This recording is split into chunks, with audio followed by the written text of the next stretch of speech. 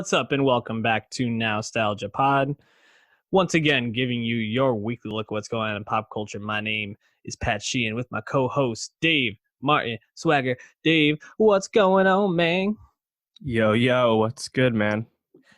We got a pretty fun rundown today. We got a couple of sophomore albums to talk about, an animated series, a beloved animated series that returned after 2 years, a Netflix series that returned after 1 year, kind of unexpectedly, and last Christmas. We're doing Christmas movies this year, Dave. I think it's the first time on the pod. Before Thanksgiving at that. Yeah, so we're getting in the holiday spirit early, and if you want to get in the holiday spirit too, a gift that we would really appreciate is hitting that subscribe button on YouTube. It's free. And go to soundcloud.com/nostalgiapod to follow us any way you want to. And lastly, hit us up on Twitter and share us with friends. We appreciate all the support. Why don't we start today with Doja Cat, the second album, follow up to last year's debut album. Dave, how tuned in are you to Doja Cat? Yeah, good question. So Doja Cat last year dropped that viral single Moo, which was obviously a joke. Bitch, I'm a cow, moo, right? Like really slapped together music video that was probably made in like Microsoft Paint or some shit. Like really amateur, ridiculous song. And everyone's like, who's this Doja Cat person? She has some mixtapes, but this song is absurd.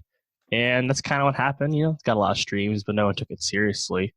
And then Amala, that debut album, comes out. And, oh, wait a minute. There's actually a little bit more here besides Moo. There's some more things going on. A song like Go to Town, the first track, is actually like really great. And, just kind of like a bubbly R&B / hip hop voice. But she seems to have her own little flair, unique compared to some of her contemporaries. And then I think what most importantly happened is she re-released Amala earlier this year in 2019 with some bonus tracks, namely Juicy, which is a banger that did really well for her and inspired a Tyga remix, which is on this second album, Hot Pink. Personally, I think the Tyga remix is totally unnecessary. The original track is quite good on its own. But nonetheless, she kind of really quickly established herself as like a legitimate and also exciting new voice after debuting like a little Nas X in a certain sense in a really ridiculous, non-traditional way. So, I did not get plugged until recently, really until I heard Juicy, and I was like, oh wait, this is actually an artist to pay attention to. So, I mean, had you been paying attention to that leading in? I know we had Juicy on the playlist for a few months now, but she it's been a quick rise for sure. Yeah, the only way I really was aware of her was from Juicy when you told me to put it onto the playlist, and you can check out that playlist, best of Nostalgia Pod best of 2019. Nostalgia best of 2019. Nostalgia best of 2019 on Spotify. Link in YouTube and everywhere else. Drop the pod, just Nostalgia. Anyways, yeah, so that was pretty much the only way I was tuned into her, and I was really pleasantly surprised by this album, Hot Pink. Not only did I find it to be incredibly fun, pretty much from the get-go, but it felt like a really quick listen. I mean, it only checks in at 39 minutes, 12 tracks, but it didn't really seem to become too samey or too laggy, and it's very like bubblegum pop, hip hop for me. Like it has fun beats, it has fun hooks, just kind of smacking around your mouth, enjoy it. I'd say it's not necessarily the album I'm going to be coming back to a lot, but for the listen, I was pleasantly surprised. How did you feel about Hot Pink? Yeah, it kind of reminded me a lot of Amala, but like taking the next step. You point out the production, which I think definitely stood out to me, because on this album, she's using a lot of autotune, which she had done before. Mm-hmm. She's also making a lot of kind of crossover songs that you could definitely hear on non-traditional hip-hop radio and programming. And I think the beat choices kind of match that vibe she was going for. So overall, I think this kind of shows that there's a lot of different lanes for Doja Cat to pursue if she wants to. Obviously, the Juicy run is still going. The remix is still very much on the chart. So I assume she'll keep going that route for now. But honestly, like the second half of the album really kind of like, took me by surprise. Like once I heard Streets, Mm. where Yep. you have this like really like cerebral beat after this like old school sample drops in to start the song, and then she kind of does like a different flow that she hadn't really done on the album to that point. So overall, I think it's quite fun, like you said, and she just has some really fun jams too, like that with Gucci Mane. I also really enjoyed Hmm. Shine. I liked the Smino joint. Yeah, it's fun. Yeah, no, I totally agree. I think Rules really stood it out to me. It's just a really fun track. Honestly, that whole run in the middle, Rules, Bottom Bitch, Say So, I just found very funny. Even Talk Dirty, I thought was pretty good. And like you said, I think Streets is the clear standout. Will definitely be on the Nostalgia Best 2019 playlist along with Juicy, although the not the Tiger remix Juicy. No. Any last thoughts on Doja Cat before we move on to FKA Twigs? But yeah, I thought it was interesting that Bottom Bitch, which again I agree is a good song, samples the guitar line from Blink 182's Adam song. Uh, Yeah, Unexpected, for they sure. they got credited on it. Yeah, yeah, yeah. Um, yeah, and it's also interesting to point out she seems to have gotten off scot free on like past controversy. Like Doja Cat did a sign to Dr. Luke not too long ago, which is not a thing anyone wants people to be doing these days for obvious reasons. And No. she's had some, homophobic language used in the past and on Twitter and stuff. But overall, it sounds like she's definitely on the rise, and I think this is just kind of more proof after Amala. So yeah, Doja Cat, hot pink, good. She falls into those female hip hop artists who seem to really be having a moment this year and breaking Yeah, out, which so is many. is great. Yeah, there's a ton of them, which has been just a really awesome surprise this year. Um, another artist who I wouldn't say necessarily is breaking out, but I think leveling up in a sense is FKA Twigs on her second album, Magdalene. 5 year hiatus since LP1 dropped. And FK Twigs, Twiggy, I don't know. She's been through quite a bit in that time. Mm-hmm. Very public relationship with our guy. I say mainly your guy, our Pat, Robert Pattinson. Shia And then LaBeouf too. really, oh, I didn't know that. Mm-hmm. And then a very public breakup. There was actually rumors that they might have been engaged, Robert Pattinson and FK Twigs. Mm. Breakup in Risky behavior. 2017. Guy that in demand. and then she also had some lesions or Yeah. some tumorous I think it was masses removed. fibroids. Yeah. Yes. Medical issues for sure. So it's been through quite a bit, and this album, I mean, LP1 in and of itself is genre bending, very artistic, very inventive. I never really I wouldn't say I loved LP1. It never really caught me. It's very like soft, challenging music. I think in ways it still sounds good, but not things that I really find myself running back often. And then Magdalene drops, and upon my first listen, I kind of had the same response. I had this feeling like, all right, I'm not sure if this is going to be an album I'm going to be coming back to, but then I gave it 2 more listens because I really wanted to sink in. There's got a lot of praise everywhere. And the more I listened, it's the little flourishes on this album that I think really make it great and level it up. And then you kind of, with FK Twig, you kind of have to pull in this her whole persona, all the videos, the online personality, the things she tweets. So I think there's a lot more here than just the music. But I guess just give me your general thoughts on it, and let's start digging into the parts we liked or disliked about Magdalene. Yeah, I think with LP1, well, so she has those 2 EPs, EP1, EP2, Mm-hmm. and those didn't really do much for me. They're really short, obviously, as EPs, but just kind of like avant-garde, Yeah. smooth pop music, electronic. It's like you said, genre bending.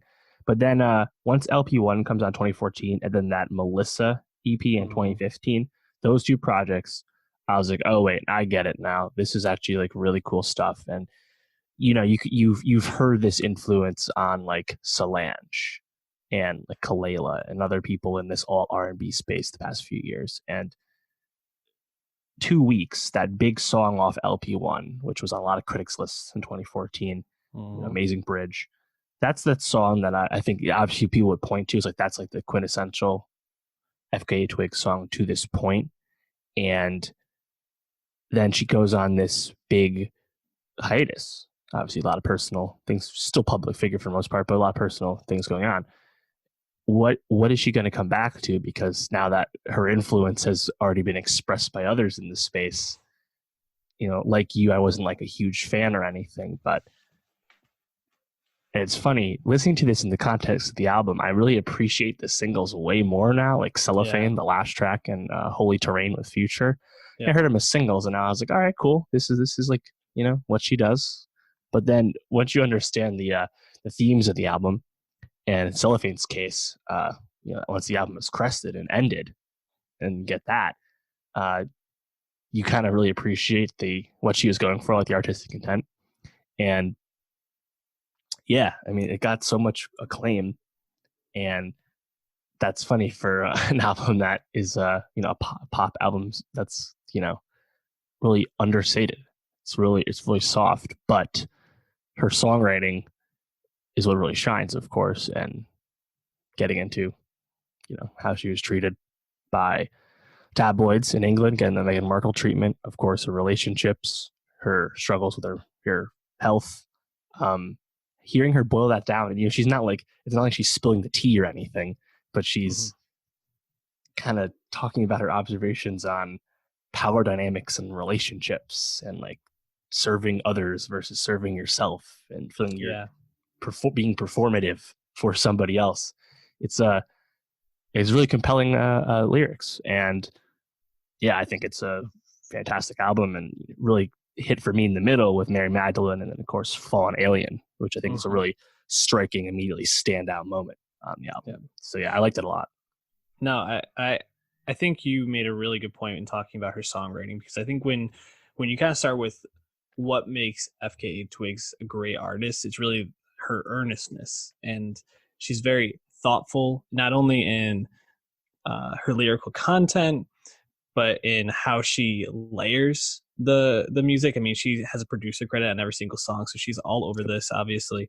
And then you kind of bring into it, like I don't know if you've watched the video for like Cellophane, Mm-hmm. or Holy Terrain, but she really brings in this performative sense, and that goes back to her dancing background, where she's kind of adding to the lyrics and the things that she's going into, in a visual way that I think just really adds an element, like especially Cellophane. That I think I watched that music video like 3 times, just like I was like taken by it. It's really stunning, and obviously, you see her doing this amazing pole dance, but then like the ending of it just kind of flips, and it's this really symbolic, like, I don't know, elevation. It's just really cool. Um, but I don't know. Did you get a chance to look at the producer lineup on this album? I did, yeah. You got Skrillex on here, Cashmere Cat. Nicholas Jar, man. I Yeah, mean, he's the muse. He's all yeah, over this. He's on basically every yeah, song. yeah. And I think the songs that stand out the most from this, like, I mean, Thousand Eyes, even though it's maybe not my favorite song, is just a really striking song in terms of Good how, opener. yeah, how it layers all these things. Um, then Holy Terrain, I'm pretty sure has like Antonov, Skrillex, Nicholas Jar like on it. It's just this crazy pack song. Of course, Future popping in for actually what I thought was a pretty decent Future, um, I don't know, Fit the verse. theme. Yeah, for sure. Um, yeah, just she's working with some really awesome artists that really add a lot. Um, I don't know, just I was really blown away on a second or third listen of it, to be honest. And I think this is the kind of album that, like, I put it on my car at first, and I really did not appreciate it until I was listening with headphones and was like, oh wow, Mm-hmm. that's a really cool flourish, or like that change up right there. The way that they layered that is really really cool. And I agree, Fallen Alien is probably the main standout. Any other songs that you liked or that really stood out to you? Yeah, the singles Fallen Alien and Mary Magdalene were my favorites. But, Mm-hmm. I think when you hear some of her earlier stuff, this type of avant garde pop, this art pop music, it's funny art pop anniversary of that from Lady Gaga. Uh, this kind of pop, you can fade in and out because it's soft Yep. and understated. But this album, if you're staying alert, I find it really engaging. So yeah, it's I didn't expect it to be as compelled as I was, to be honest. Mm-hmm. I don't think Halsey's album about G-Eazy coming in January is going to be this good. Let's put it that way. Good in a different way, right? Because you aren't going to hear many of these songs on popular radio, but you're going to hear a couple of Halsey tracks all over the place. Right. And those might have higher popular highs, but I think if you really give the time and give the thought to Magdalene, you'll really take a lot away. So we highly recommend that. Already added Fallen Alien to the Nowstalgia best of album or best of playlist for 2019. So check that out. And before we jump into the end of the fucking world, I just want to talk real quickly, Dave, about something else that had a bit of a hiatus and came back. Rick and Morty. 2 years, and now it's back. I talked about it 2 years ago on the podcast. Yeah, this is one of those animated series from Justin Roiland that kind of similar to BoJack Horseman or similar to Big Mouth. I think it really balances humor with deeper, darker themes a lot of time. Big Mouth is a bit of a change up compared to BoJack in this, because BoJack and Rick and Morty is just very dark at points, whereas Big Mouth can get serious but always kind of keeps an airiness to it. And the premiere, Edge of Morty, Rick Die Repeat, which first of all, just awesome name, and I really like when they spoof on these. Got it. Yeah. I thought was probably one of the best ways to start off this 5-episode run that they're doing right now. I think it's gonna be 10 episodes in the long run, but it's gonna be 5 and 5. Because the premise of the episode is, at the end of the last season, the family had this big falling out. So now Rick has to be very nice to Morty. He has to be polite to him, takes him on this trip. Morty gets this crystal that can show you your death. So he becomes obsessed with finding one of these deaths that is going to work for him. And I'm going to put a little spoiler mark because I do want to talk about the ending of it and why I think it's so great. But basically he makes all these decisions throughout so that he's leading towards this one specific death where he'll be with this girl he likes at his school. So spoiler alert, I'm gonna give you 5 seconds to fast forward, skip ahead maybe 2 or 3 minutes. Anyways, credits roll. Morty has made all these very funny decisions to be moving towards the end. He actually even spurns away the girl that he's supposed to be with because the crystal's saying he's not going to have the death he wants with her. Credits roll. And then it cuts back and Morty is listening to this girl in the school talking about how what she really wants to do in life is work for hospice and really be with people who have nobody at the end of their life. And just all of his decisions to basically have the life he thought he was going to have with this girl were just that he was going to end up alone and she was going to be by his bedside for hospice, which I thought was just such a perfect Rick and Morty moment, because it really throws you in one direction and then just totally redirects it very quickly. And you're kind of left it's very funny, but also kind of it takes a second to really piece it all together. Incredibly smart. And that's what Rick and Morty does so well, is it packs commentary in a really funny way.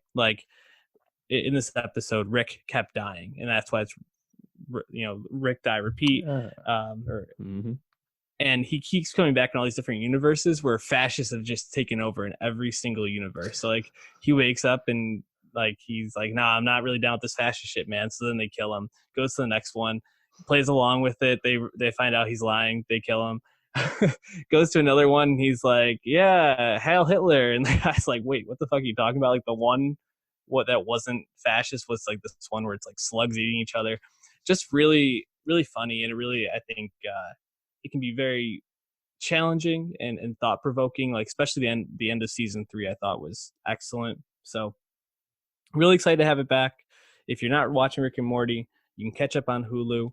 And I think it's something that should be talked about more. It kind of goes under the radar in popular TV shows, but definitely worth a watch if you're looking for a fun half hour.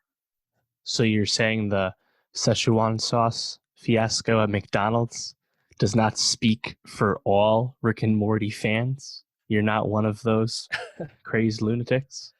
I don't usually eat at McDonald's too much. I actually don't know what Szechuan sauce tastes like. So no, I guess I'm not a true Rick and Morty fan. But I think you can enjoy Rick and Morty without having to go that far with it. So highly recommend checking it out. But why don't we talk about a show I wasn't sure needed to come back for a second season? End of the fucking world. Season 1 premiered on Netflix last year. 8 episodes, 25-minute episodes, quick watch. Really surprising show that I think we both really liked.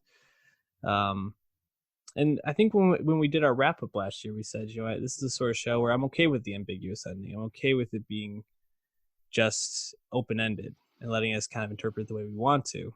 Felt like the story had been wrapped up, and it was based off of a novel, or a comic series, I should say, a mini comic series. Season 2, Dave, did we need this? Absolutely not. Are you glad we got it? No. Oh, no. This didn't do anything to justify its existence. That's a bit of a cliched thing people throw around, but like when you have a perfect ending to a surprise miniseries, you don't need to give it a sequel. And in this case, with season 2, the Unfucking World season 2 retreads basically all the same ground we went through with season 1. And I don't feel like we're in any different of a spot beyond things have been clarified for us. Things that didn't really need to be clarified for the sake of storytelling. So yeah, I was happy it was only 3 hours long. Shout out to English. You make short shows. We like that. But really, I'm just happy about that because if it was longer, I would be more annoyed. Because I don't think they would have, like, if this is a story that's being told, I don't think more runtime would have added anything. So I'm just happy I got it over with, to put it that way. Yeah, I found it much more dull this time around, despite the fact that I like the performances. I like these actors. I like Naomi Ackie as an actor in the show. I didn't like her character that much, but I thought she was good. Looking forward to her in Star Wars Episode 9. Absolutely. But yeah, I see some people saying like it's a really good exploration of like grief and post-traumatic stress and moving on from things, but I thought it was way more compelling in the first season where, one of them is pondering existence as a psychopath and the other is completely unable to emote anything, and then having them just like flip roles this time around just to not really figure anything out by the end. I was pretty let down, but I also didn't have high expectations going in, so it's all good. Yeah, it's interesting because I agree. I don't think we needed the season. I'm not super pumped we got it. I also agree on Naomi Ackie. Can't wait to see her in Rise of Skywalker. But I thought the moments that stood out the most to me were the ones where they kind of explored their relationship with each other. When there were like really sweet moments, like in the motel room when James says that after he's been shot, he thinks he's like impotent and really starts to break down and just like looking for comfort, and the way that Alyssa comforts her. I thought Alex Lothar in that moment, probably the strongest bit of acting from him in the season. I thought that moment was actually super compelling, and I kind of wanted to see more about them trying to build this relationship with each other, because I did find this a bit more dull. And Jessica Barden is, I think, a really great actor, and when she's on screen, you want to watch her. But I feel like what she was given was just a very like internal, pondering performance. When I think there's a bit of a missed opportunity to allow her to be a bit more emotive and explore, even though I know the character hasn't really been written that way. I don't know. It's interesting because it's almost like the show felt long and short at the same time, where I felt like nothing happened in a lot of episodes, and I was like, how does it? And then we're at the end of the season, and I'm like, oh man, like what is really going on here? Right. And I actually thought the first episode where they were exploring Bonnie was Yeah. super fascinating, and I'd kind of like to almost see them almost make this a anthology series where they explore maybe different people or different situations. Um, but yeah, I don't know. It seems like a bit of a miss, unfortunately. Yeah, I liked episode one because I thought that was an effective way to, establish a backstory for a brand new character for the season. But I didn't really care about her plight because it's all based on her affection for this piece of shit, Yeah. the rapist professor guy. Hmm. And kind of just guessing that, she'll figure it out once they tell her. And then she'll be really messed up because of how obsessed she got about something that she didn't know. Not unique. And then, I mean, the two stars, they don't do anything together until episode 3. Yeah. Right? So it almost felt condensed, Hmm. yet long, because once they're together, not much happens. I like the wedding aspect of that. That was funny, good Hmm. bit. Um, but and I guess my favorite set piece, if you could call them that, is the junkyard escape when they take the car back for the Yeah. impound lot, I should say. That was cool, but like, yeah, overall, I just think like thematically it was not nearly as compelling the second time around, and partially that's because it wasn't brand new, you know. Hmm. But I think critical uh, attention is increased because you did decide to bring the show back when you didn't necessarily need to. So that's what happens. We don't know if they're going to bring it back yet. Channel 4 and Netflix, it's a co-production, but Hmm. um, honestly, I would not be shocked at this point. I guess you could keep bringing it back because you've already slightly undermined season 1. So fuck it, keep doing it or do what you said and branch off more. I don't think they'll do that given the leads. I think the leads are pretty Yeah. popular and compelling, so I'm not going to throw those away. But No.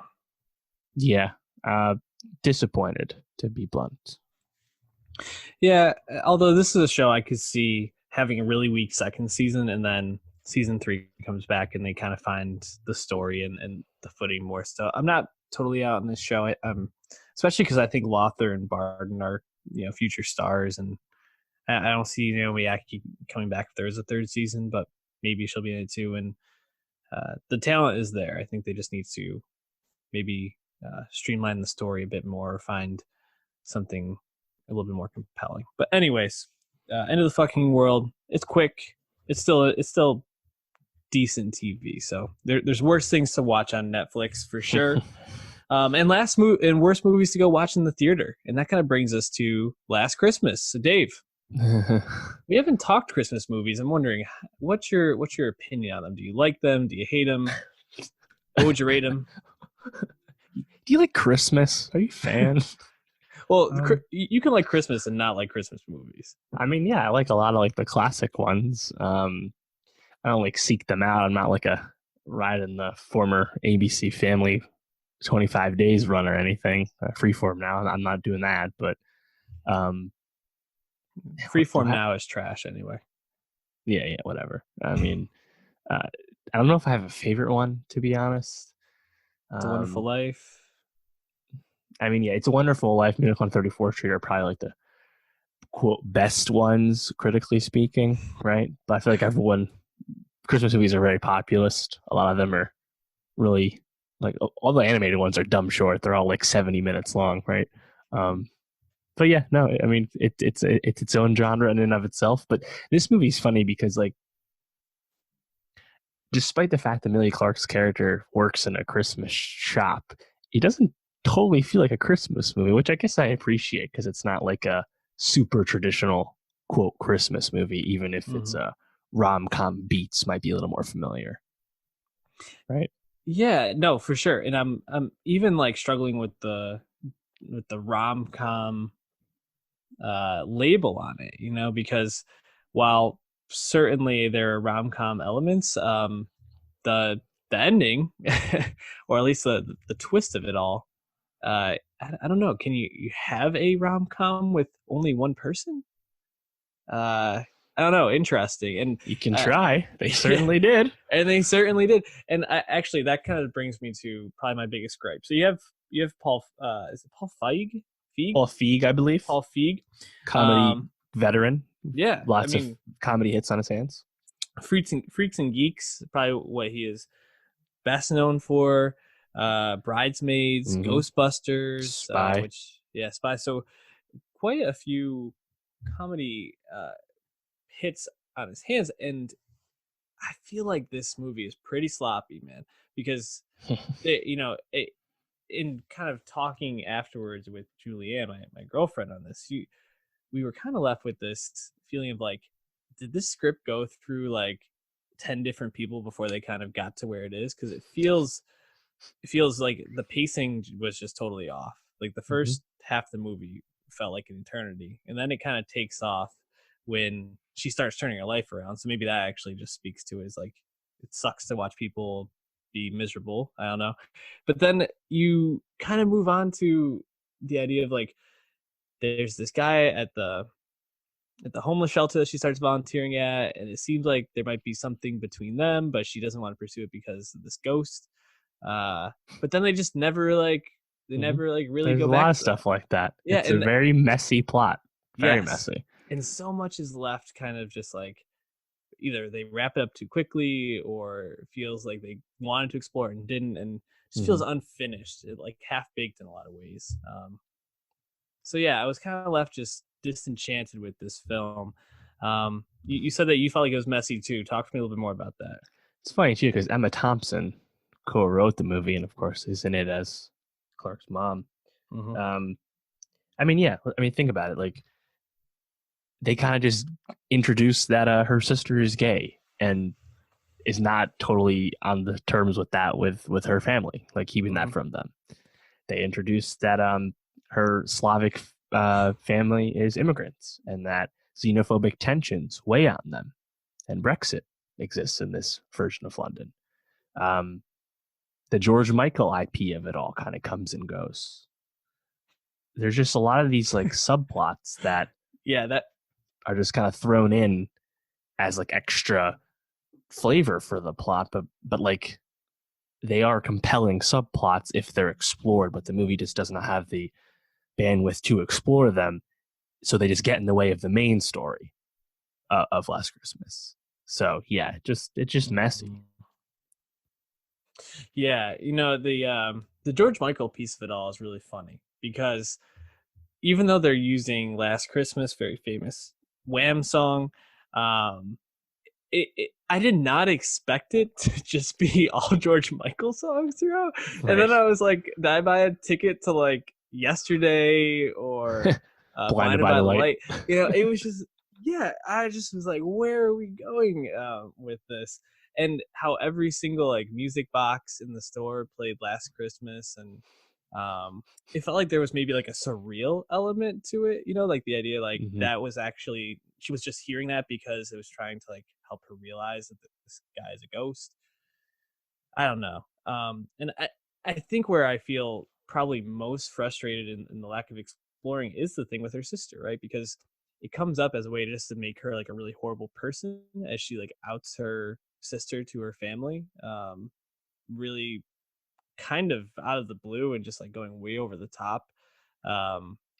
And then it's all wrapped up because she goes and gives this apology, and they're like, oh, this doesn't mean I forgive you. And then she just drops off a wine bottle, and then things are kind of forgiven by the end. So it's just kind of like you said, they were like, oh, this thing would be really great to have in a movie. And then they were like, yeah, but I don't know if we want to explore it too much. So why don't we just kind of like yada, yada, yada the end? And it's, or however we wrap up this conflict. And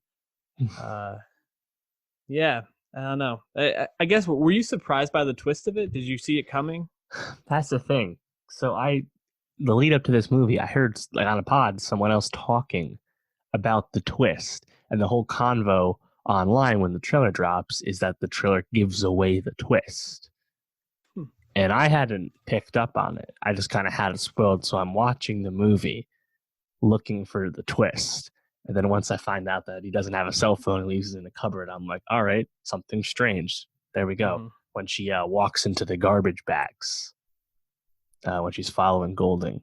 Like, all right, there we go. Always looking up. Like I just started to see it, and then it's introduced so late that I'm like, are we gonna get this thing? You know, because like I was thinking, like when she goes to the house, that's like for sale, his old house. I'm like, how the fuck is she doing these things with a ghost? Like, you know, so yeah, I she just started broke into a house. right. I started to disbelieve it. But yeah, so it was spoiled for me. I didn't notice a audible pop in my theater. You know, some of the jokes did land, like the lesbian pudding one at the end. But That was good. yeah, the twist is it's interesting, and you almost wonder what the movie could be if it didn't have the twist. You know? Yeah, it's I was definitely surprised by the twist just because I was like, oh, this guy is kind of like, I thought maybe he'd be sick, like he was gonna die, something like that. And that actually I think is the only thing that saves this movie from being not a Hallmark movie. Is that it in the end didn't really rely on the romance so much as like the message was like doing for others. And I think Yeah, when it's really it comes to pleasant at the end of the Christmas day. movies, yeah, when it comes to Christmas movies, there's two things. Like, is it enjoyable, and does it like leave you with like a good feeling about like humanity? And like, yeah, it's kind of where I was left with it. So I had a decent time. Yeah. I would rewatch if it was on Freeform, which I'm sure it will be next year. So yeah, it's fine. Emilia Clarke it was nice to see her not be brooding all the time. Yeah, it's so obviously Emilia Clarke, due to her Game of Thrones commitments, has not had a lot of time to branch out. Obviously, she was in Terminator Genesis, Sarah Connor. She was in Solo, with Kira. I liked her in Solo. Me too. She did her best in Terminator, but that's not a good movie. She wasn't that good in it. But this is the first time she's actually like, obviously the stakes are lower. It's just a normal movie, right? And hearing Emilia Clarke, like do late night, do press for Thrones, she's kind of like a bubbly person, very much not like Daenerys. So having her just kind of get to be that kind of character, I think is nice because it's obviously a different side that we haven't seen from her, but also seems to just be something that she likes to do because that's just how she is. So that's nice, and also nice to hear her just talk in her native tongue in London. Yeah. It's like when Christian Bale actually gets to use his accent once in a while. It's like I appreciate that. Shout out the English; they're talented actors. Henry Golding, did you? I didn't think he stood out this much. I liked him much more in Crazy Rich Asians. Oh yeah. And he has a lot more screen time in that, but this he just kind of a pretty guy, and like ultimately like this like Clarke and Golding, they really make the poster look nice. They're both attractive leads, but didn't think he did a whole lot in this movie, to be honest. No, I mean it's he's a vehicle, and he's a ghost in the law. He's Right? not real. Yes. So it's just like Sam Darnold saw him once. and he probably picked him off too. So I don't know. I was actually thinking about Emilia Clarke and playing this girl who grew up in Yugoslavia, and then her family fled and moved to London during the war, and she just like has this very like British accent, and she's basically just a Brit who's in this and then Emma Thompson has this very thick accent. It's like, come on, give me a little consistency here on the accents, people. Come on. 5 foot, not at the top of my biggest gripes for sure, but it's I don't know. I think it just kind of speaks more to like the sloppiness of it all. Like it just kind of felt like some things were thought out, some things not so much. I thought the ending scene was fun. So yeah, and I think that's ultimately it's hard to be too critical of the movie because it's such a wholesome message and story and Christmas movie. So. Yeah, and I kind of like some of the setup too. Like I thought Michelle Yeoh was Yep. pretty funny, and she actually had good chemistry with Clarke, probably better chemistry than Clarke had with Golding. But like seeing Emilia Clarke just play like someone who definitively does not have her shit together, I thought that that's amusing. Yeah. Man, rough screenplay. Yeah, for sure. And also, Paul Feig, I'm surprised that he's been fairly sharp with a lot of things in the past. For this to be this disjointed, and also, coming off Ghostbusters and everything around that, Well, I and mean, getting pretty panned. It's yeah, well, last year he had A Simple Favor, which was fucking awesome. Yeah, Too. Like he's great. he is. So yeah, it's just strange to have him and Emma Thompson both involved. Have And it be this inconsistent. I guess they just really wanted to go for this concept. It had to be. Had to. But and it didn't do super well at the box office like most rom-coms. You wonder how popular this would have been if this was coming out on Netflix in 2 weeks, Mhm. like set it up last year, and To All the Boys I've Loved Before. Netflix is kind of propping up this genre that continues to not succeed traditionally anymore. But I still call it a bit of a win for Clarke, just because it's her just showing something She has else. some range. Yeah. Actually, speaking of Netflix, they dropped Let It Snow, which I'm sure I'll be watching at some point, and we'll be reporting back on. So we'll be talking. You're a little spoken bit more. for on that one. Oh, I'm certain of it. So I'll be getting to it. But why don't we wrap up there? Check out our 2019 Best of Nowstalgia playlist again to get that FKA Twigs track, Fallen Alien, and give us a rating and review on iTunes, and go to soundcloud.com/nostalgiapod, as well as youtube.com/nostalgiapod to subscribe and follow the podcast any way that's convenient for you. Dave, what should the people be getting ready for next week? Yeah, a lot going on. Obviously, Disney Plus launches tomorrow, Tuesday. Bruce. The app is not downloadable at this time. Sounds like a bad idea. So we'll have the first episode of The Mandalorian out on Tuesday, the second one on Friday. So we'll be talking about the first 2 eps next week. Also have the Lady and the Tramp remake debuting, which is it's coming. More importantly, Ford versus Ferrari is out in wide release. We've talked about that already. Excited to sell. Hell yeah. Tonight, the EDM duo of Hudson Mohawk and Lunas are dropping a new EP tomorrow. First one in several years. Very excited for that. Electronic trap music. They're great. We also have the Charlie's Angels remake. The Good Liar comes out. Alicia Vikander has a Netflix movie, Earthquake Bird. Little Peep has a posthumous record coming out. Probably not any good, but that's a lot of stuff. So we'll be talking about it. And we will be talking about it. So stay tuned for next week. We'll catch you then.